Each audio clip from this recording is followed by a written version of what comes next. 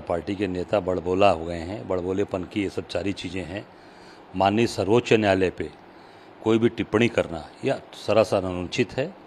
और ये जो सर्वोच्च न्यायालय की जो गरिमा है, ये आम जन जन के अंदर में एक बहुत ही विश्वास की और एक न्याय की कि न्याय हमको कहाँ से मिलेगा, तो सर्वोच्च न्यायालय से मिलेगा। ये लोगों का विश्वास है, अंतिम विश्वास। तो माननीय सर्वोच्च न्यायालय के ऊपर कोई टिप्पणी करना मैं समझता हूँ कि बहुत ही ये सर्वथा गलत है।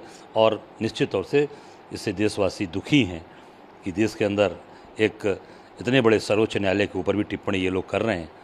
और ये भाजपा के नेता, मैं समझता हूँ कि ये पूरी तरीके से सत्ता के मद में अंधे हो गए हैं। सत्ता के मद में एकदम पूरी तरीके से इनको सत्ता मद इनको चढ़ गया है।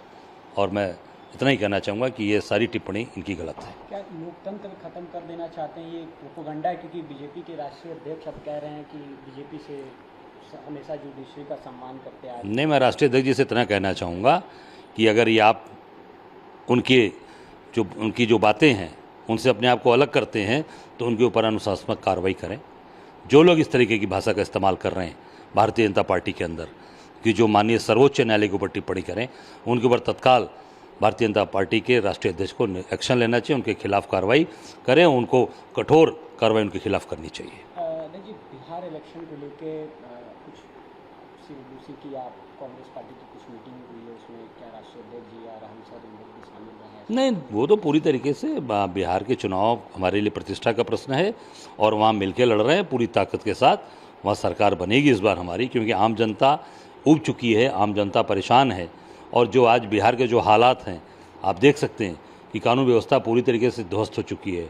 यूपी में तो ध्वस्त है ही है, बिहार के अंदर भी पूरा जंगल राज कायम है और वहाँ भी अत्याचार अन्याय की पराकाष्ठा है।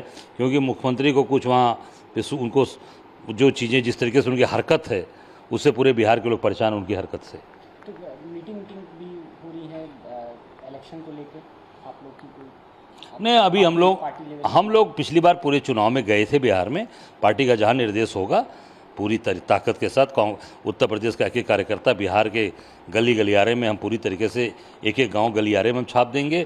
हमारा पूरा क्षेत्र सटा हुआ है और हमारे तमाम ऐसे रिश्तेदार नातेदार हमारे मजबूत लोग बिहार के अंदर हैं, जहाँ कांग्रेस उत्तर प्रदेश से पूरी ताकत के साथ जाकर वहाँ पे अपने गठबंधन के लिए काम करेगी। वक्फ बोर्ड को लेकर और वन नेशन वन इलेक्शन को लेकर भारतीय जनता पार्टी कई सारे संगोष्ठी और ऐसे चर्चाएं कर रही है सामाजिक तौर पे, सामाजिक कॉलेजेस में और यूनिवर्सिटीज़ में। देखिए, ये भारतीय जनता पार्टी का केवल प्रोपेगेंडा है। आपको बताना चाहूँगा कि जो दल आज अपने सर्वोच्च न्यायालय पर टिप्पणी करता है, वो मैं समझता हूँ कि उसको जनता के बीच में जाने का कोई हक अधिकार नहीं है। सर्वोच्च न्यायालय से पहले माफ़ी मांगें और अपने नेता पे कार्रवाई करें। ये सब केवल प्रोपेगेंडा है, लोगों को भ्रमित करने का। महंगाई, बेरोजगारी, भ्रष्टाचार, और जो आज नौजवानों को नौकरी नहीं दे पा रहे हो, काम नहीं दे पा रहे हो। मनरेगा के मजदूरों को मजदूरी नहीं मिली अभी तक। पूरे देश के अंदर मजदूरों की मजदूरी नहीं मिली, जो 100 दिन के अंदर था कि इसको 100 दिन काम करेंगे और इनकी गारंटी है 100 दिन को मिलेगा। आज वो पैसा नहीं दे पा रही है केंद्र की सरकार। ये पूरी प्रोपेगेंडा वाली और मार्केटिंग वाली सरकार है। मुर्शिदाबाद में जिस तरीके के हालात हैं उस पर आप किस तरीके से? नहीं, मैं समझता हूँ कि जो भी मुर्शिदाबाद के हालात हैं, निश्चित तौर से मैं उस पर पूरी तरीके से मैं इतना ही कहना चाहूँगा कि वहाँ पे सरकार को तत्काल उस पर कार्रवाई करनी चाहिए, एक्शन लेना चाहिए। पर जहाँ तक मेरी जानकारी है कि उसके पीछे भी जो दिमाग है वो राष्ट्रीय सेवक संघ RSS का है और वो पूरी तरीके से जानबूझ के तनाव पैदा करना चाहते हैं कैसे बंगाल का चुनाव हम जीतें।